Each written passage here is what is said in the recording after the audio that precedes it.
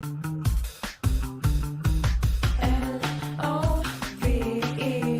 Love is a solution, so set your love free with the L-O-V-E. For the evolution and blessed unity with the L-O-V-E. Love is a solution, so set your love free with the L-O-V-E. For the evolution and blessed unity.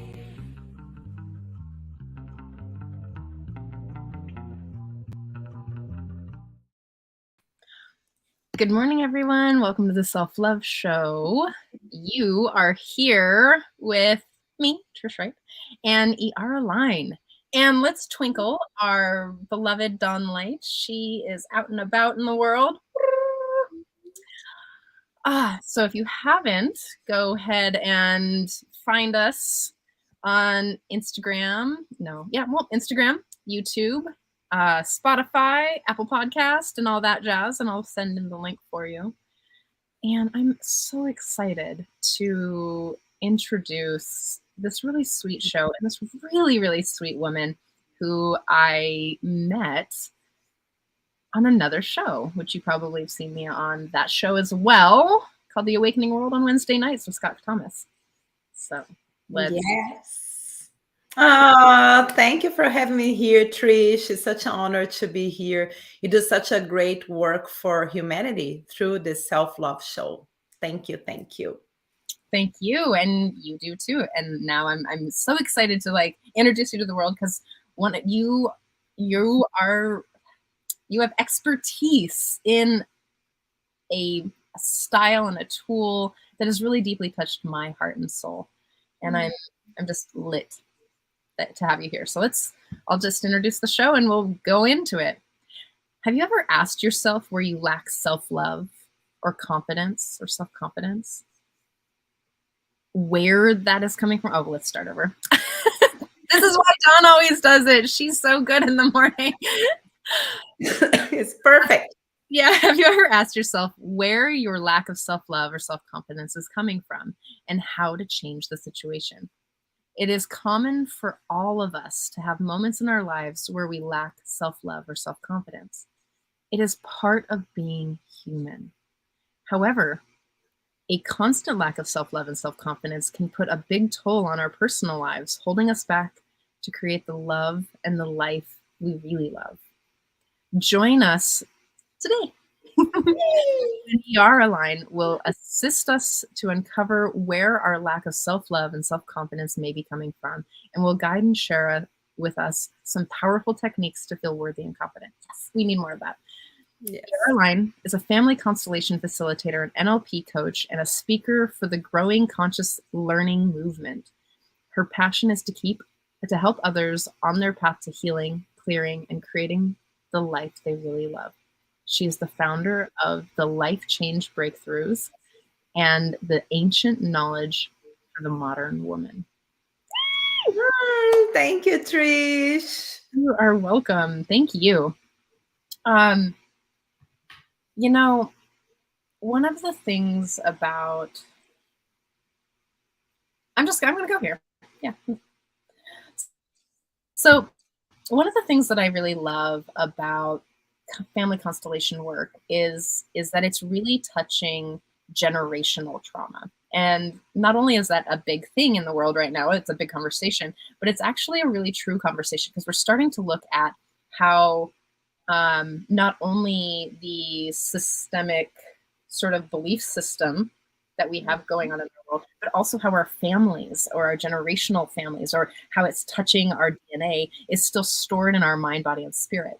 And so the thing that I really love about family constellations is that and NLP, is that it can really start touching the core of the belief.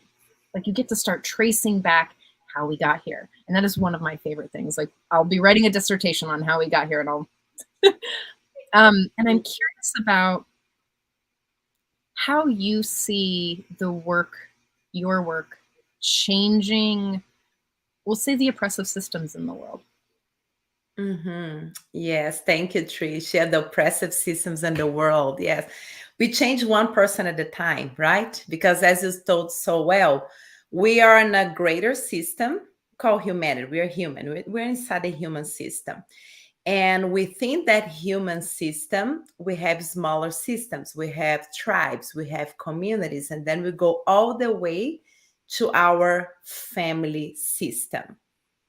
And within this big system, but especially within the family system, we are all connected through this field called the morphogenetic field. So we're all connected. So this means the well being of one is the well being of the other one.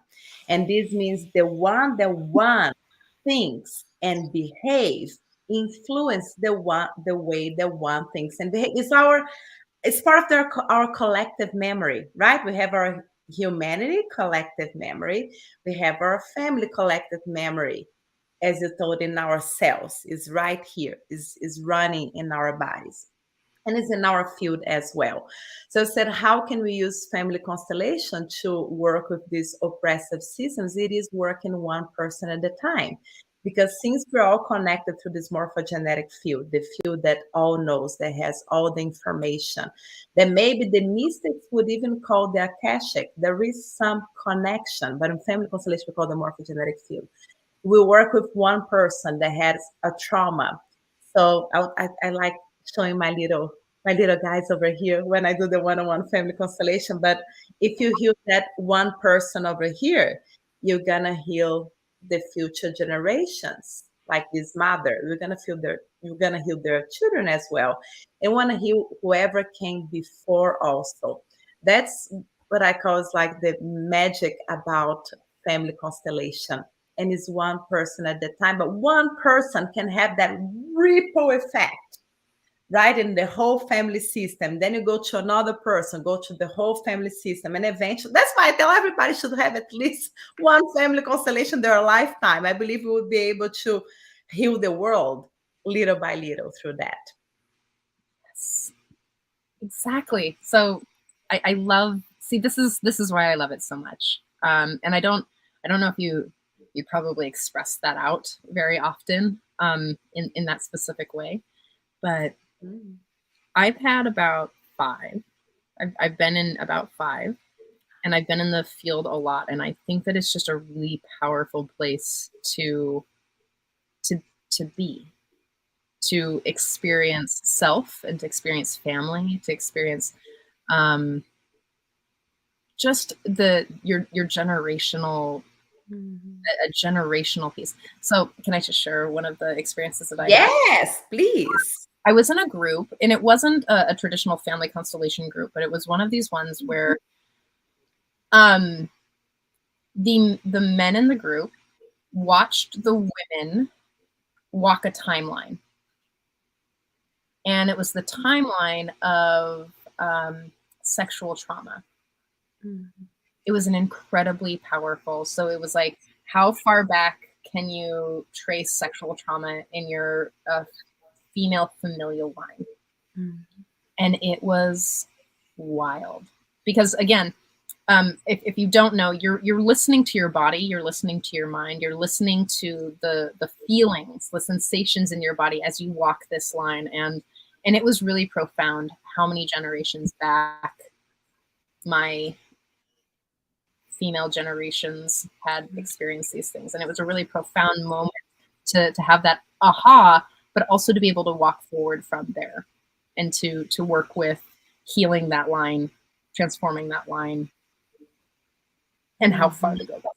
It was just and what was also really beautiful was how the men were watching, and then we got to watch them, to witness them um, Mm. also have that same experience to walk the sexual trauma line.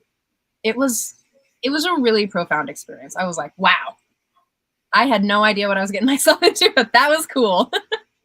It is, oh my gosh, it is, Trish. It is so profound. I said that family constellation is a little bit difficult to explain how it works, but you started explaining it really well. And if you just give me, I would like to explain a little bit. If somebody's watching us, like, what is that family constellation? Some people said, oh, what, astrology? I said, no, another type of constellation. What Trish just described, she was part of a group family constellation, right? So in a group family constellation, I know it was a little bit different, yours. There was a little bit different setup. But in a group family constellation, usually you have a person that is the working client. In this case was Trish, was the working client. You were the working client, right? And then Trish like would choose some people that is available there to represent her family members. And the beautiful thing it is once you point, and family constellation can be blind, but for trauma it's better when it's not blind at all, when you know who you're dealing with, when you deal with trauma. When you point, okay, this person represent Trish's mother, this person represent Trish's father, this one represent her grandmother. The person steps on that field. That's when the morphogenetic fields come up, right? And that person start feeling like Trish's mother. The other person start feeling as Trish's grandmother, start feeling all the sensations in their bodies. When they face one another, when Trish face like, oh, the person represented Trish who face her mother, she'll start feeling, the person that represented the mother will start feeling all that sensations in her body.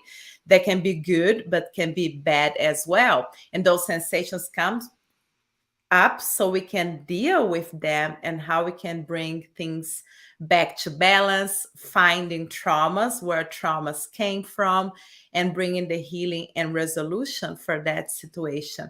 It is incredible. I'm so happy that you had this experience, Trish, and you're able to walk through this line to see where to see, right? Because when you, that's another thing that I think is so important. When you see, a lot of times just to see, healing starts happening because you start understanding where it came from, and you come out of that victim mentality that it can happen. No, why me? Why does this happen with me? And then you start understanding where it came from. It happened with everybody.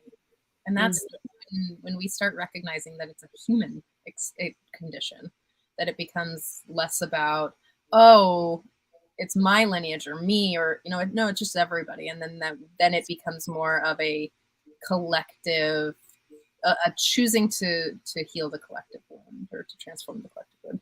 And that is, I mean, maybe you don't know, but you're going to know in a minute.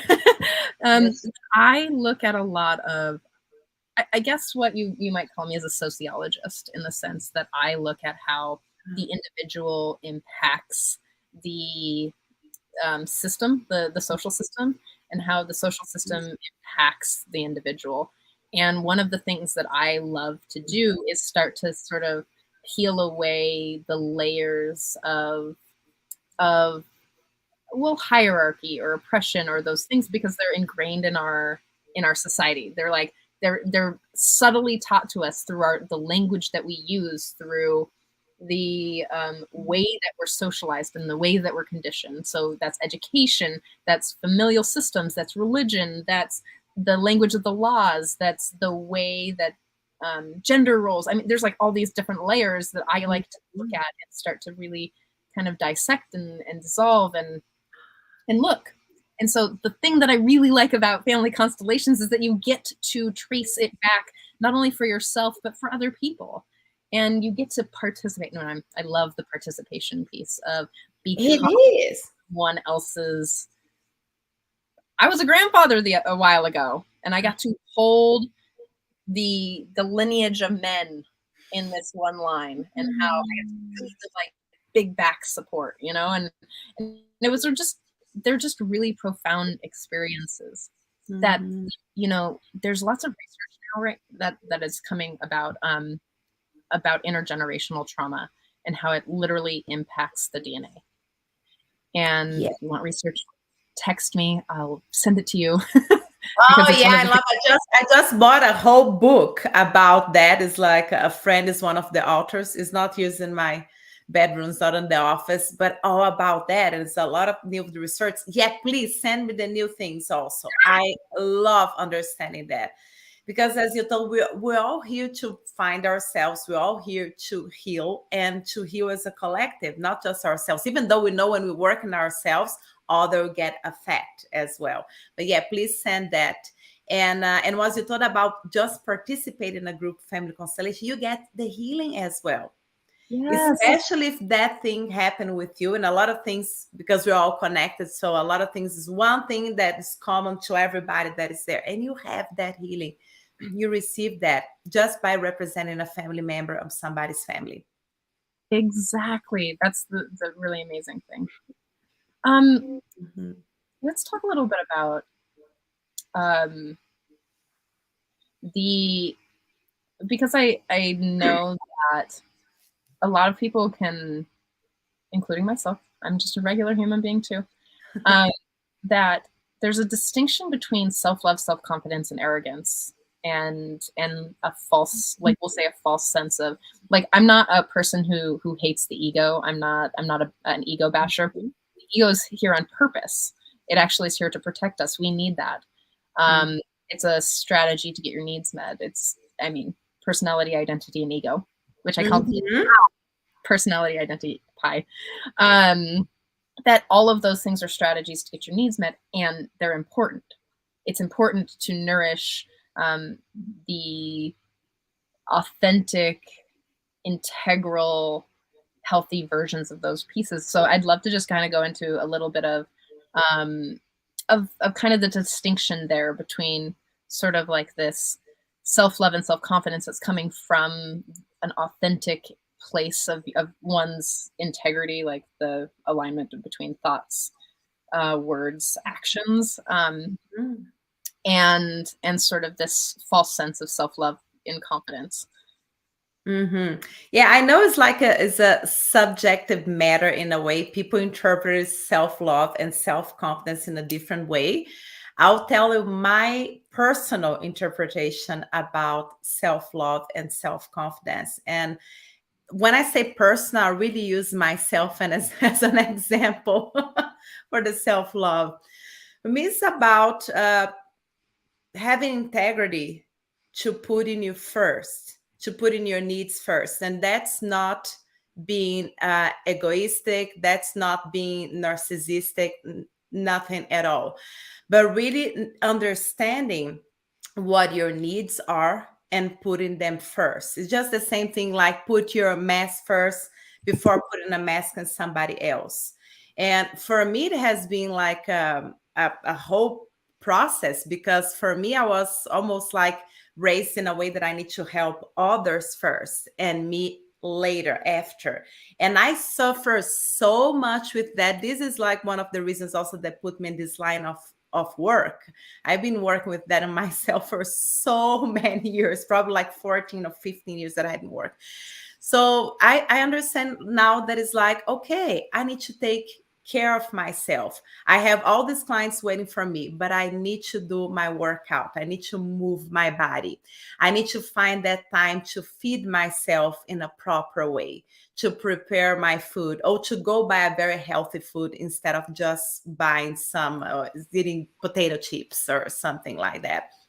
And to time for nourishing, for caring, to really to take a bath, and it's interesting that there is still that little guilt that is on the back, that is like, oh, well, I have all those things to do, but I'm doing this instead for myself. And I think that guilt is on the collective, especially for women, because women need to be the nurse. She needs to take care of the house, a lot of time, the kids and the husband and everything. And it's like she doesn't have time for herself. And I know we're changing that little by little, but there's still that little guilt. So for me, like on the end, and I'm so ready to change that for all of us as a collective, right? As a collective over here. So that for me, like the self-love is about the self-care. It's about putting yourself first so you can do what you love to do, so you can help others, you can care about others as well. That is so. Here's my spiel. My whole work is literally founded on the understanding, or the research that I'm doing, that we live in a codependent society, that the way that been taught to love is in a codependent way.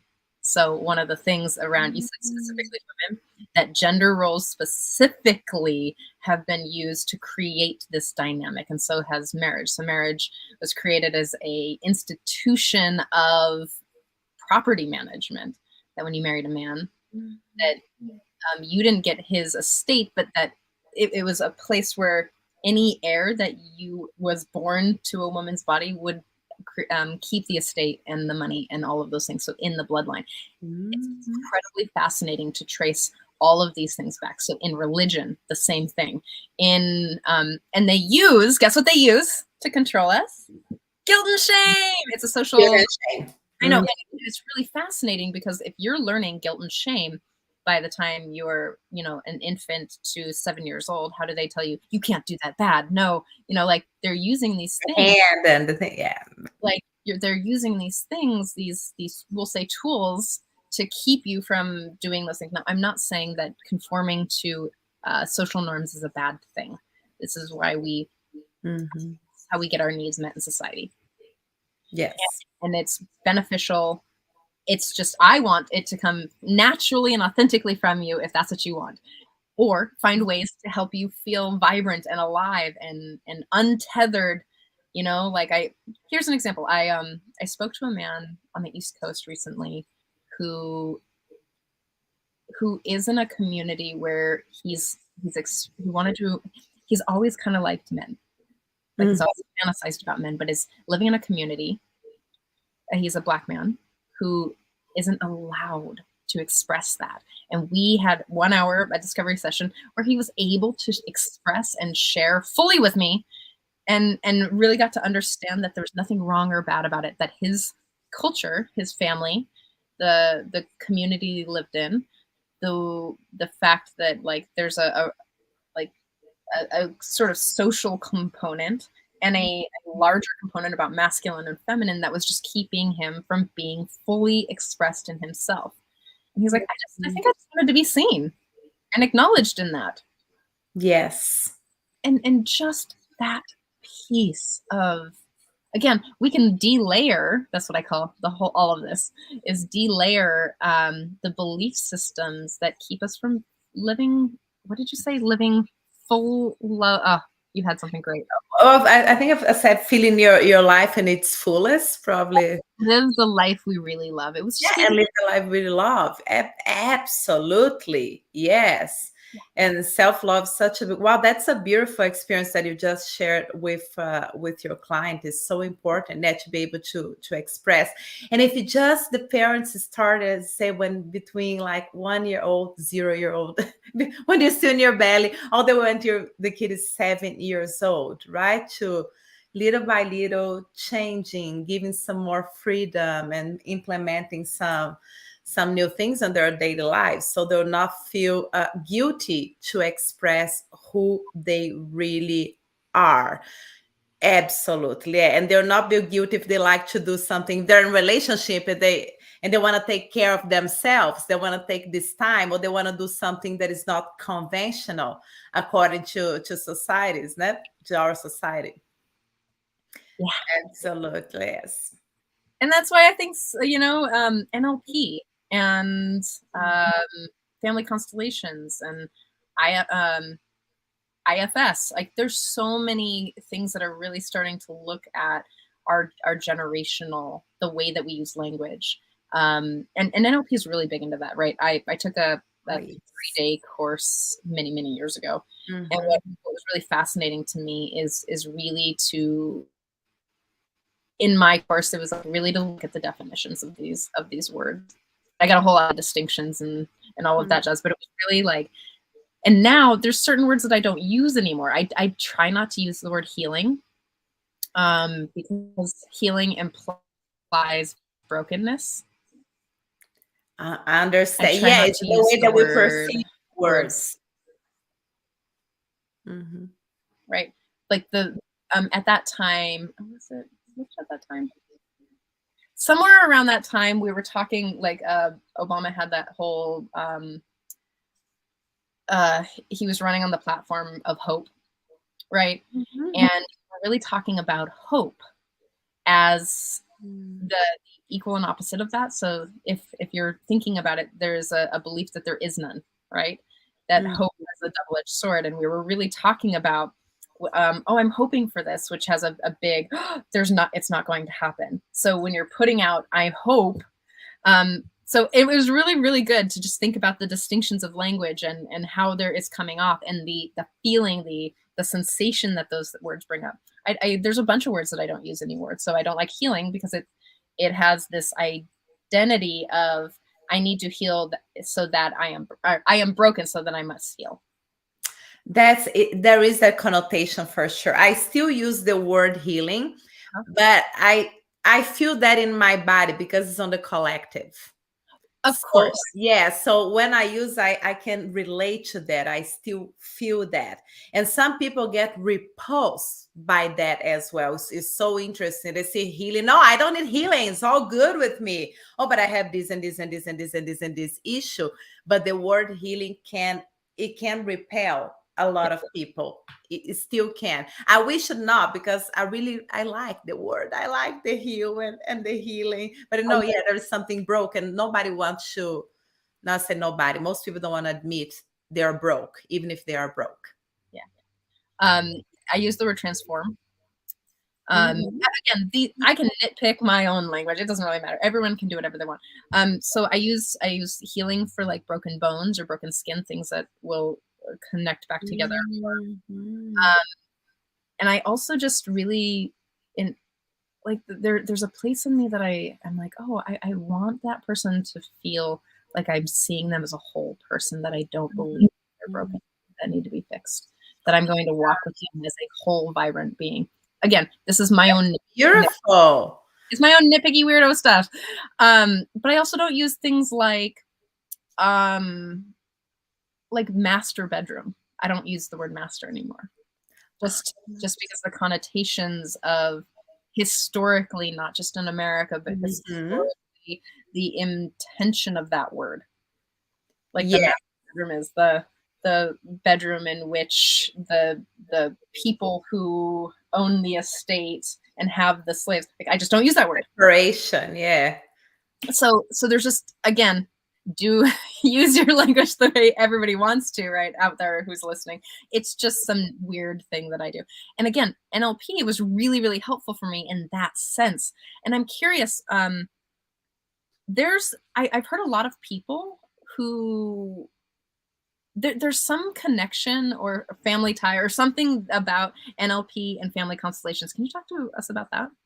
Actually, what I do, I use NLP as a complement, but like completely, I use like in a completely separate ways. So let's say for a person that comes from a family constellation, right? And has an issue, I would just use a relationship issue. Oh, that's great. The person was able to see where the relationship issue was coming from on their family lineage. Okay, this is good. It's the end of the session. Now, family constellation is not like for everybody. Okay, I did one session, doof, I'm healed, and that's it. Woo! I'll never have problem with their relationship or that type of relationship anymore.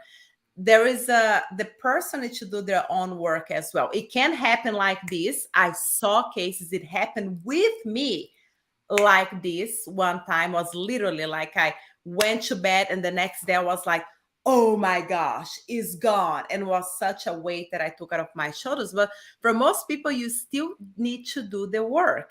And for me, that's when NLP comes in. Okay, so I see there's still you're still carrying some very destructive belief systems. Oh, my cat just walked in. I heard a meow over here. He likes this conversation. Hi.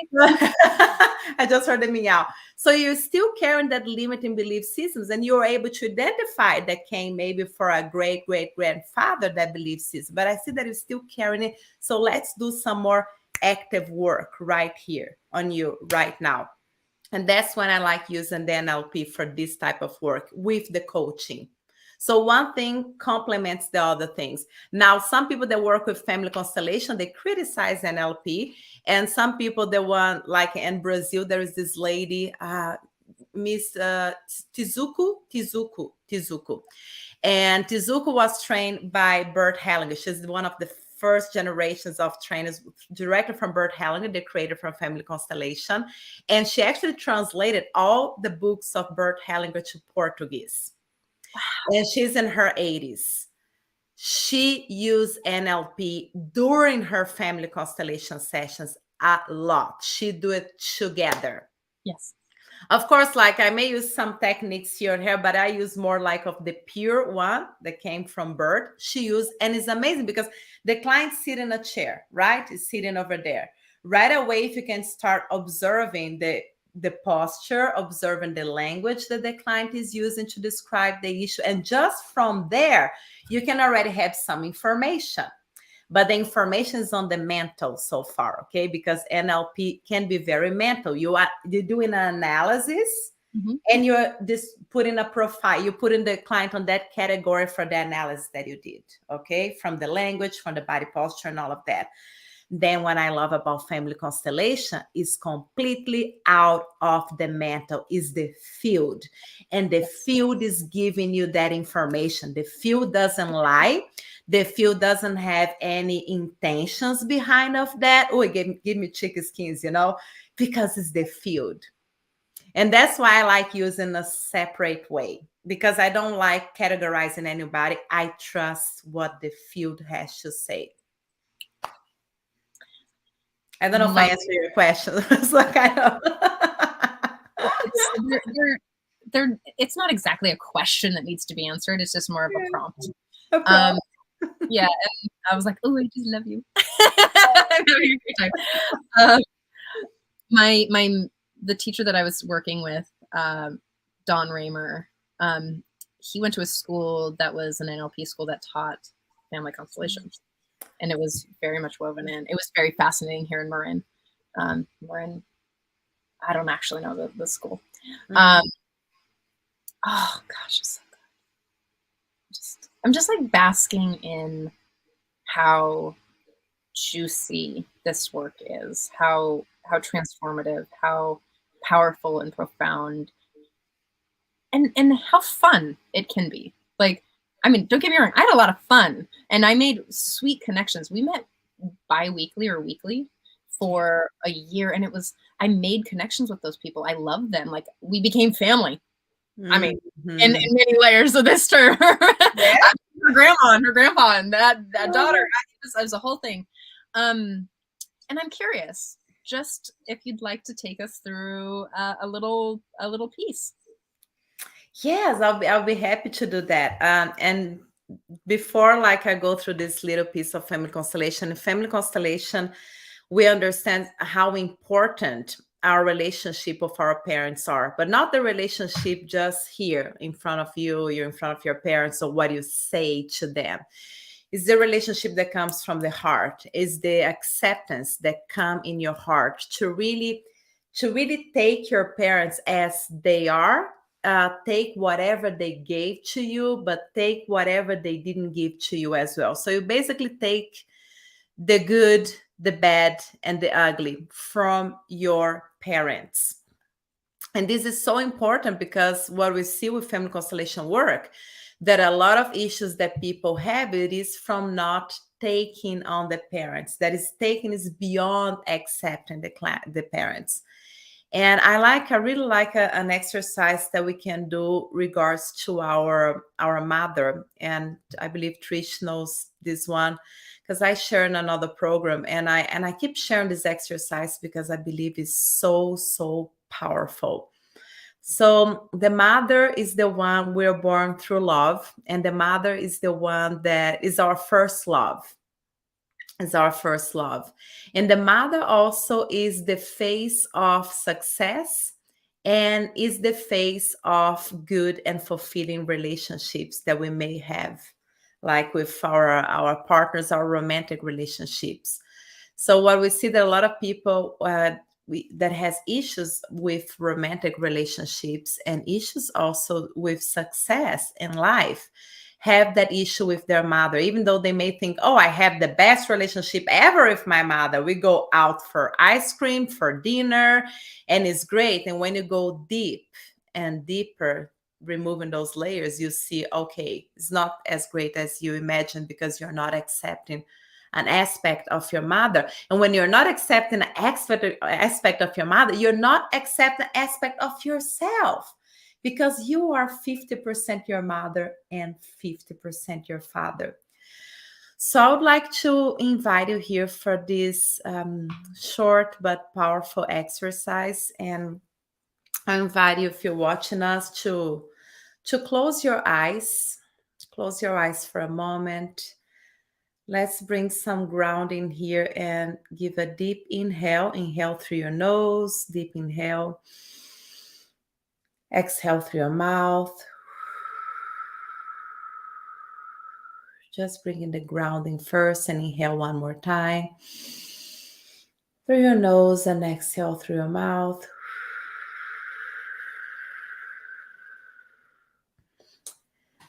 And now I would like you to bring your mother in front of you. With your eyes closed, bring your mother in front of you. Now I want you to look to your mother's eyes. So bring your mother in front of you, look at your mother's eyes. And in her presence, first I'll invite you to feel the sensations that come in your body. Observe what is coming. Maybe if you had a very turbulent relationship with your mother, maybe the sensations will not be so good, but hold on that sense, on those sensations for a while. Looking at your mother, looking at that woman that carried you for 9 months in her belly, nourishing you. Look at that woman that breastfeeded you, that nourished you not just with food, but with love, with attention. How many years of nourishing? How many years of maybe picking from school, dropping school? Or maybe your mother was not that present, and it happens a lot. Or maybe you're adopted. And if you're watching this and you're adopted, I want you to look at the eyes of your biological mother if you met her. And if you haven't met her yet, just imagine her in front of you, look into her eyes. Because there was a lot of love there as well. She gave you birth. Just from giving you birth, there is a lot of love. And bring this, try to find some really good moment that you had with your mother in your childhood, to really bring that love in your heart with your mother. And now if you're standing or if you're sitting, I would like you in reverence to your mother to curve yourself in front of your mother. So I'll do over here. So no, to really curve yourself, to bow yourself. Just you would do in reverence with your mother. Stay on that position for a while, curving yourself to your mother. Curving here.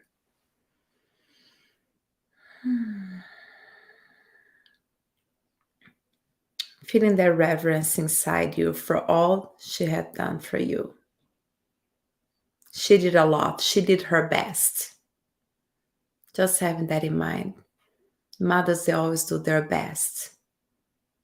Even with all the traumas that they have, with all the wounds that you don't even know they carry.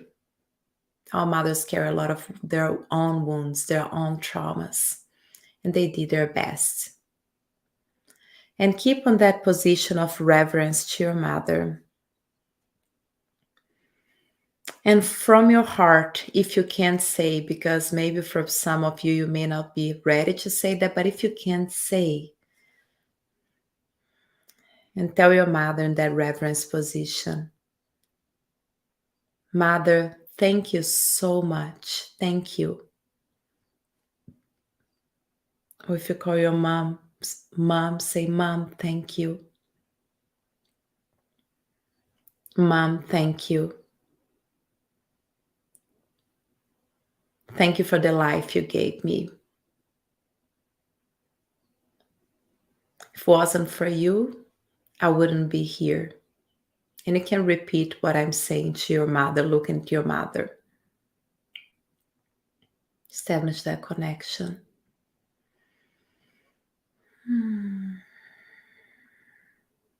Thank you, Mother. Oh, thank you, Mom, for all the nutrition, for all the care, for all the love.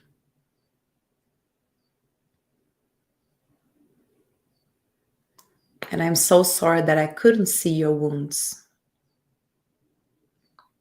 before. I'm sorry that I couldn't see you before as a human being. Let's remember that our mothers are humans, even though we think they're superheroes, they're humans as well.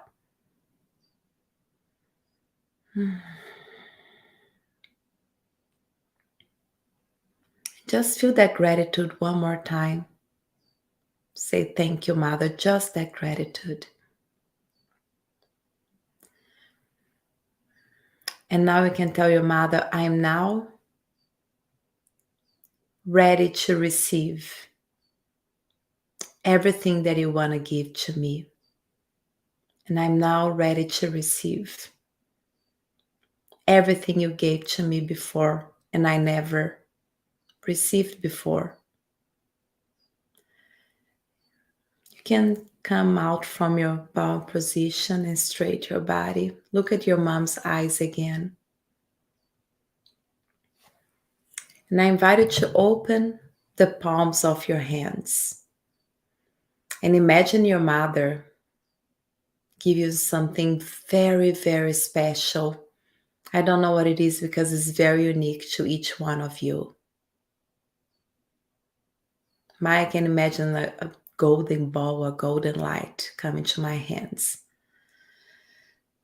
Just receive those gifts from your mother, whatever it may be, and bring this gift and put into your heart. And feel receiving those gifts in each cell of your body with gratitude and reverence.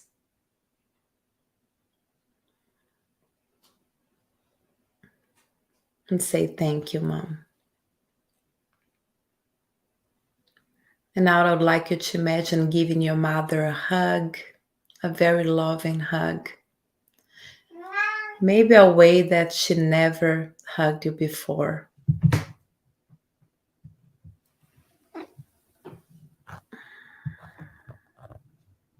And feel that hug.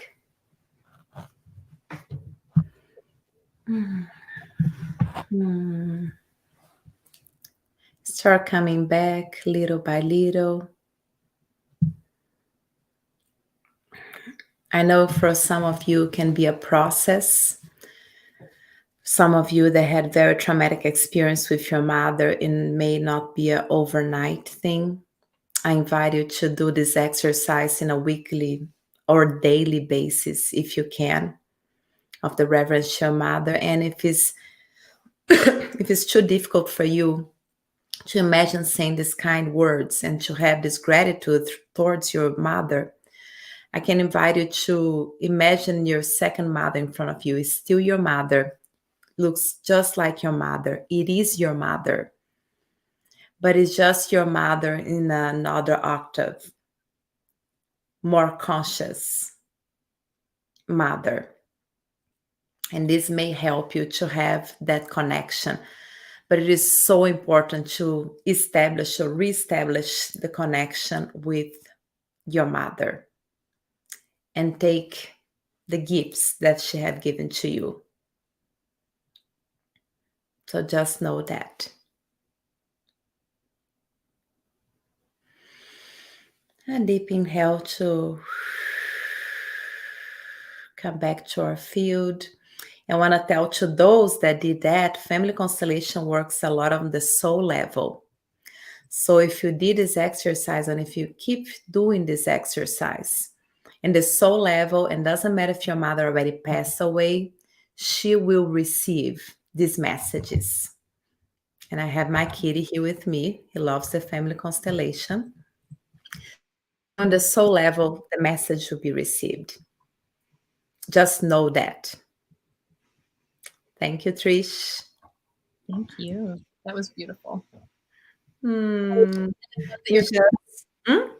I love that your kitty came in. He came in. It's so interesting. He absolutely loves this work.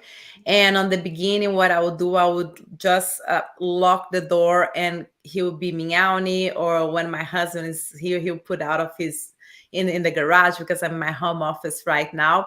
And then I noticed that there is a reason. And cats are very intuitive as well. So he started participating of many of the things, and I just trust that there is a reason for his participation. He just cannot go to the keyboard right now. Here it is. Hi, you're in the show now, Kitty. You're in the show. No, he doesn't. Oh, thank you, We Trish. are definitely into cats and having cats. Yeah, I love. They're just so animals. They're just so special. They teach us unconditional love, right? They teach us like you can be mad with them. I think cats like they're different because they have a quite a personality. If you're mad with them, they may be mad with you for a while as well. But I What feel like what about dogs? They like people sometimes like mistreat the poor little guys, and they're like you open the door and they have their tail there and they're so happy to see you again. It's like teaches unconditional love. they don't they don't have the things that humans do where it's like, I love the animal piece because it reminds us that how much of our reality we create, right? It does. Um, you know, my cat is crazy. I have a little traveling cat. If you come to the Global Peace Tribe retreat, you'll see it. You'll meet Winston Wolf, but he travels with me. We've been to Oh, Vegas, wow. to Atlanta. We travel everywhere. We just went up to Portland, and he's a very interesting little boy. I call him my little boyfriend because Aww. he can be really like, hey, and then he can also be like, ugh, ew, and then he can just They have quite a personality, it's true. don't touch me, I'm busy. And every morning when he goes out, I always am like, have a good day at work. Oh, And he'll anyway, I love, they say that you're not supposed to have like animals come in on a call, you're not supposed to eat, and I'm like, be human, you do you. Like, let's just enjoy what real life is. So what real life is that is so true. Yeah, I completely embrace that. I totally embrace like Kitty on this sense. I still sometimes close the door and all of that, but today my husband is not at home, so I said, okay, the door will be open. He came right in. He want to be part of, and usually like during the meditations, he just loved those parts. again, it really just looks like allowing to be. I mean, I would not want to like keep my cat out. Oh gosh. He's just doing his thing. He doesn't know. He doesn't know all these humans things like the rules and the like and all this tech, and he doesn't care. That's right. Like, Um, right, I I cannot really put my hand on the keypad. It's true. I want to live here, and I love that it was really about honoring your mom. And he comes in, and he's like, "Hi, mom." I mean, I don't Yeah, know what hi, else. mom. Yeah. I'm a Love cat you. mother for sure. I'm honor you. Come here. What I really love about that tool, because it's been 2 times since I've done that with you, is really to remember that I am my mom. Like, I am genetically my mother. I think in the way that she taught me how to speak. Yes. I am my mother. And if I'm disowning my mother, then I'm disowning parts of myself. And that is Absolutely. big piece of self-love is to love oneself in the places that are not that one find that's not quote unquote lovable. So if I can love my mom for who she is and not try to change her, not try to, and I know that she's done the best that she can. So I love the practice of being with her highest self and me with my highest self, to just be touching there, to honoring her and the sacrifices that she made, and to remember that it's a different lifetime that she was living. I was born in the 80s, and so she's a 60s baby doing the best she could with what she had. And the cool thing about how humans are moving is that we're learning and we're growing and we're learning and we're growing, and what that creates is more tools, is more information, is more opportunity to create a better and different life for the next generations. She didn't have that. She was also very poor, and she also had these like lots of really big challenges. And I loved, and I'm not gonna say it right because I don't have the verbatim language, but you said something like to apologize for not seeing her wounds or not seeing her as human. And I thought that was Oh, say I'm sorry for that. Yes, because a lot of us we don't see our mothers, or we see her as she needs to be a person that without feelings, without problems, or like just like a superhero in a way, right? And I think a lot of mothers want to show themselves for their child like this. And yeah, I use that just came to say, I'm sorry for not seeing your wounds, because you have wounds as everybody else has wounds. And when you can see that, you can see your mother more like a human being, not just like as your mother, but as a human that has all these issues, all those things going on, all those traumas, and is still taking care of the child, it still needs to go to work, it still needs to deal with this and this and that, right? With all the daily routines. Oh my, like I'm not a mother in this lifetime, except like a cat mother, but I see there's so much involved. I see around me, I see in my family. sometimes when I'm thinking about like as I age, you know, like we put a lot of pressure on our parents to be perfect, Yes. to give us the tools that we need. And they didn't have the tools that we need. They didn't have the tools. They just, to what they needed, they just had to fight for it. A lot of them, Yes. through massive amounts of degradation and trauma. And when we can really hold them in compassion is an incredible way to honor them, but to honor you as well, to honor ourselves. And in this thing about giving them grace, so as I age, I Mhm. sometimes will be like, well, I'm 36, and thinking about my mom at 36 and just being like I'm a single woman, and I'm just still sort of like, struggling to get by. And I'm thinking like a single woman at 36 with a child.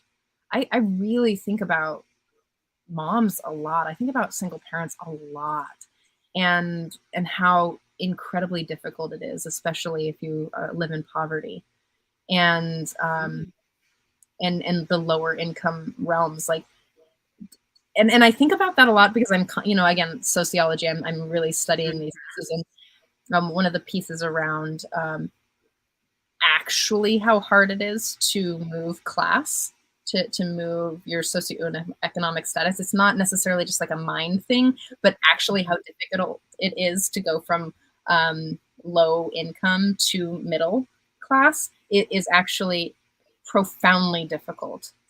Just society, in the way that society works. And um, anyway, so just thinking about my mom and being like, gosh, at 36, she was just doing her best, and how freaking difficult that was.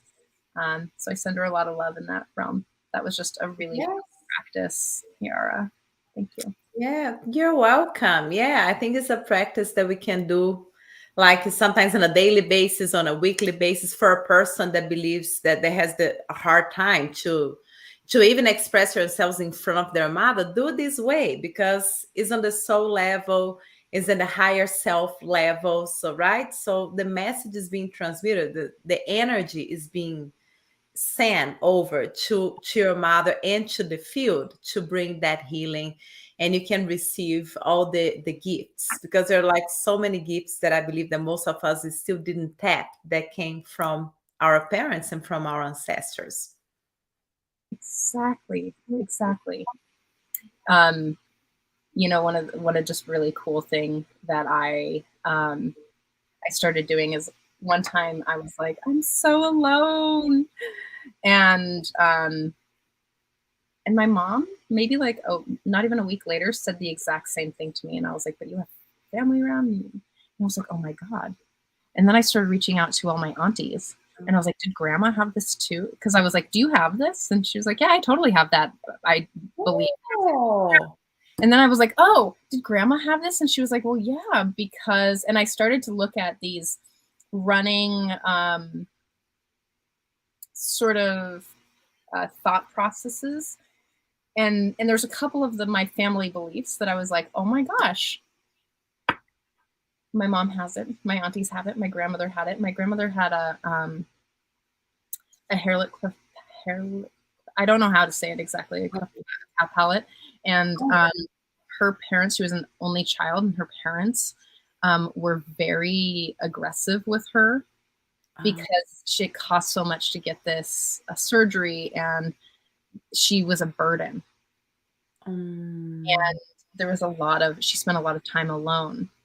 So the idea of I'm alone came out there. And I don't know if I was like, I wonder if that was also, we don't have any information pre-Nana. And I was like, wow, this is really fascinating to see the thought pattern play out.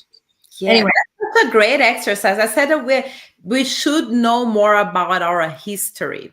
yes. Because if we knew more, I just really started going deep with the history, more with family constellation, the lineage history. I started with the women's side because I know there's more things. So I want to say that it's more important, but it's not necessarily more important. But for a woman, I start from the women lineage. And it's so important because you start finding things that you didn't have an idea, and you start identify with yourself, and then you can decide, well, do I want to keep going with that and not feeling alone? Also, this is not just my feeling, that's the feeling of my ancestors. And then you can have take a decision. Do I want to keep going with that, with something that is not even necessarily coming from me, is coming from some past wounds, so I want to change that? And then here's the opportunity to change, right? Here's the empowerment for your self-confidence, and how you can feel more confident from knowing those things, also from knowing your history. Exactly. If you would like to know more about Iara's work, where to find her, what she's doing, stay up with her, tell us a little bit about more how to find you. So we can go to my website, thelifechangebreakthroughs.com. But I'm also on Facebook, like my name, Iara Line. A lot of people think it's Lara Line, but it's an I. Iara Line on Facebook, or Iara D Line on Instagram. I love like posting informational videos as well, little short videos with some techniques regarding family constellation or NLP. And I do have a workshop coming up this Sunday. Will be at Shine Sedona, and it will be about healing your inner child through family constellation. And it's fun. Now we discussed about the word healing, and I'm like, healing. You're not broken, but we need healing. Now I'm feeling baby in my mind, the healing thing. But it is really your inner child through family constellation. So the first part of the workshop will actually go a little deeper in what are family constellation, what are the laws of love inside family, the orders of love inside family constellation. The second one will be a lot of systemic exercise regarding the inner child, not just for the healing, but we'll have some playing as well, like connecting with your inner child, and then working on some trauma that you may have. I don't mean to I use whatever word you want. I know, but it's funny, this wording things, right? When it's just like I have been studying some English etymology, right? Etymology is the word meaning. And I'm completely, actually, I need to use the word horrified with some of these words that exist in the English language, the way their meanings. And I'm like, oh my gosh, I cannot use this word anymore. Now, there is other words. Healing is a beautiful word, but there is some words that we use on our daily basis, and there is some strange meanings behind those. Exactly. It's fascinating, right? It is fascinating, yeah. But whoever wants to come to the workshop, if you're in Sedona, because we'll be in Sedona at Shine Sedona, will be a Sunday the 26th from 11 to 1 p.m. And this will be at their website, at the Shine Sedona website. But to contact me, please find me on Facebook or Instagram, or go to the Life Change Breakthroughs webpage, and then I'll be super happy to talk with you. Awesome. Oh my goodness. Thank you so much for your time. Thank you, Trish. And again, you can find us on YouTube, Facebook, soon to be more prominent on Instagram, most podcast platforms, like all of them, except for like 5. And I'll put that in right now for you. So, I just want to thank Love Coach Academy, Global Peace Tribe, Scott Thomas, Sign Network, and our amazing VAs for making this show possible. I'd also like to thank KPFZ for running us out on Wednesday at noon. Yeah. Is this radio? Is this one just in California? Yeah, in California. Can you repeat the radio station? KPFZ 88.1. And you can find that, you can just type that in your search bar, probably right above you, right here, and it'll send you there as well. It is slightly distorted because sometimes they will take out things like whatever you can't do on the radio. So any advertisements, any cursing, and all of that jazz. So thank you again to Roy and Russell and Marvin for making it all possible, who actually takes all of my curse words out of the show. Thank you again for that. And I so appreciate your time, Iara. What a great, silly, wonderful, heart-centered, connected conversation. And you are all of those things embodied in a person.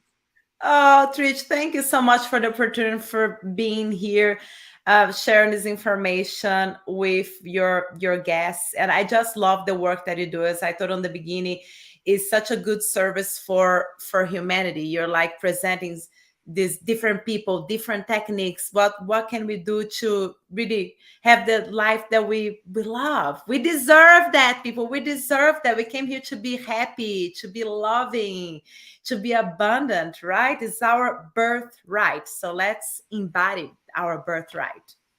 Well, did I ever tell you about how this show started? No.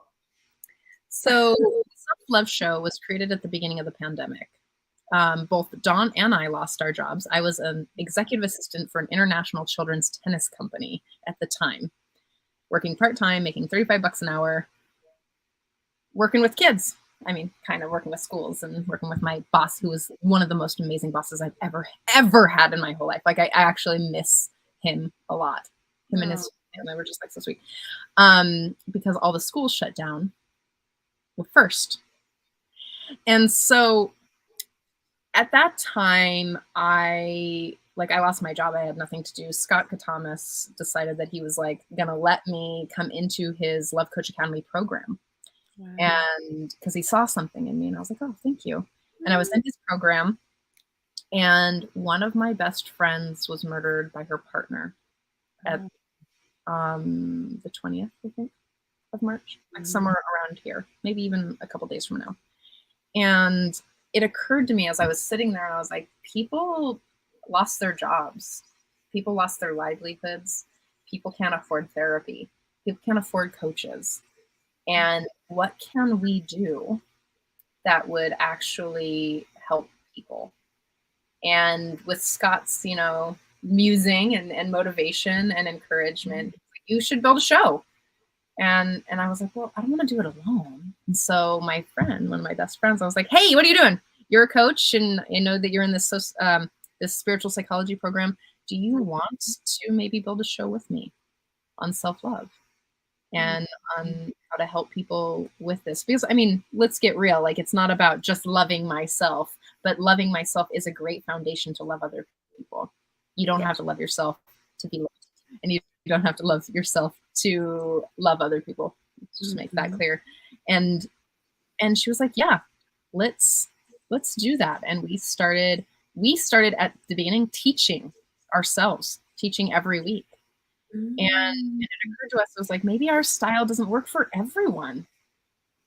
Maybe they need Iara's medicine, or maybe they need Steve Noble's medicine, or Scott Thomas's medicine, or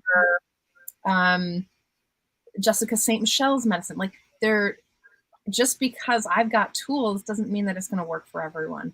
And we started to invite coaches, therapists, other light workers and healing artists from around the world to come on. One of our favorite shows was Celeste Gonzalez from Berlin. And it's just such a powerful moment to watch this show grow, but also to really watch people benefit from it. It's our labor of love.